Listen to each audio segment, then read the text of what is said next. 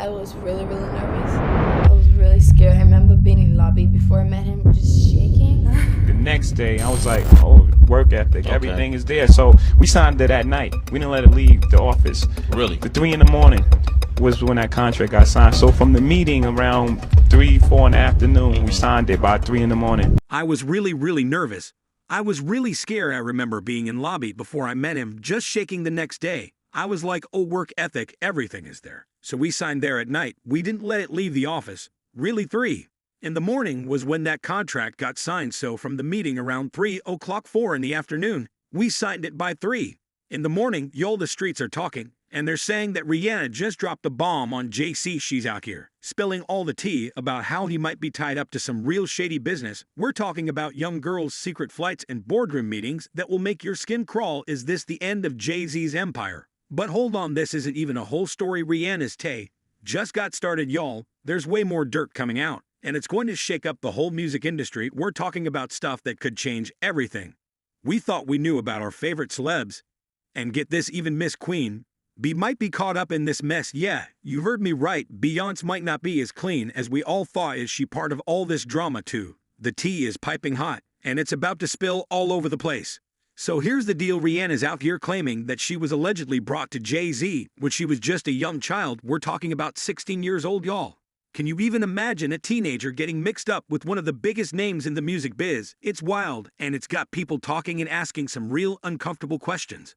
Now we've got to talk about Jaguar Wright and what she's been saying, 'cause she's been telling everybody who will listen that Rihanna got flown out to the US without her parents. Just picture this, a young girl all alone ending up in some fancy boardroom with Jay-Z and his crew. It's give real hunter versus prey type of energy. If you ask me, okay, then you know we sat down and we talked, and names saw Mahashi would stay in the studio and try to get the verse over, then come back the next day. I was like, oh, work ethic, everything is there. So we signed it at night, but it got even crazier because Jaguar Wright, the same that Banna's dad, showed up 24 hours later to collect a fat check. Now, I don't know about y'all, but what kind of parent does that, sending your little girl over to another country and then showing up just to get paid? It's making people wonder if Rihanna was set up by the very people who were supposed to protect her. Let's talk about Rihanna, the diva Rihanna. Mama, she's from Barbados.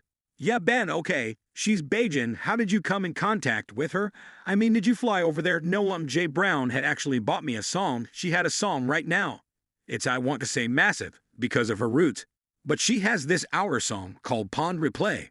But this is where it gets really interesting. Remember Rihanna's first big kid, Pond Replay? That song blew up after she turned 17. And guess what happened around that same time? She signed with Jay's label Def Jam. Now, I'm not saying that there's something fishy going on, but come on, a teenage girl gets discovered, flies to the US, meets Jay-Z, and suddenly she's got a record deal and a hit song. That's a lot of coincidences. If you ask me, who only seemed to work on teeny bore projects, who discovered Rihanna 3 o'clock a.m.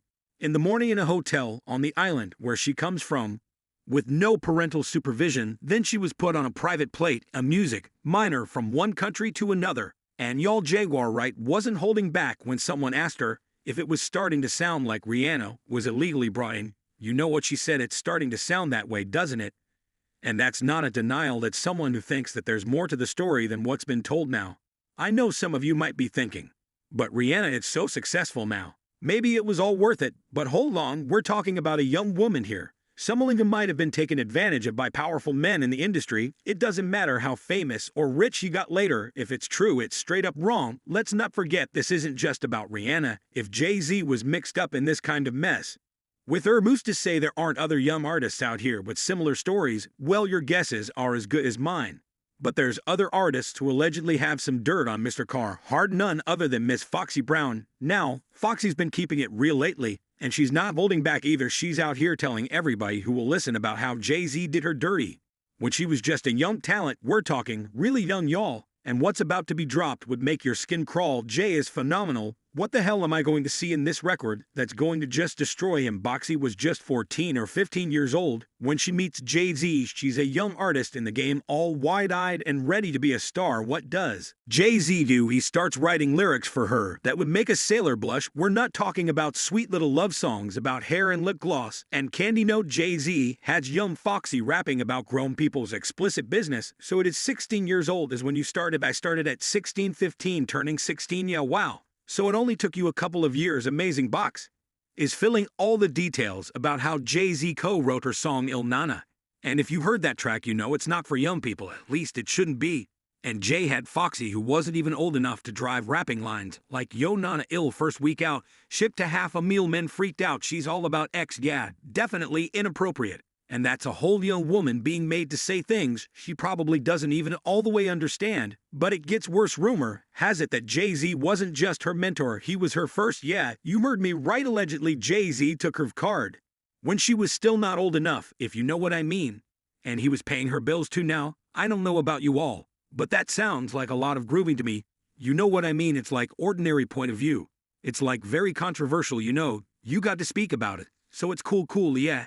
Yeah, Fox. She's a baby, but she listens to me, you know I mean, she's tough, you know what I mean? She's strong. She's a brat, but she listens to me, so it's cool. And when Foxy started to realize maybe this wasn't all it was cracked up to be, she started feeling uncomfortable with what was going on. That's when Jay-Z showed his true colors. Jay-Z cut her off. Not just professionally, but personally too. We're talking full-on blacklisting from the industry. 1 minute, she's on top of the world. The next, she can't get a gig to save her life. That's some cold-blooded stuff right there. Just sit down and mope and feel sorry for myself.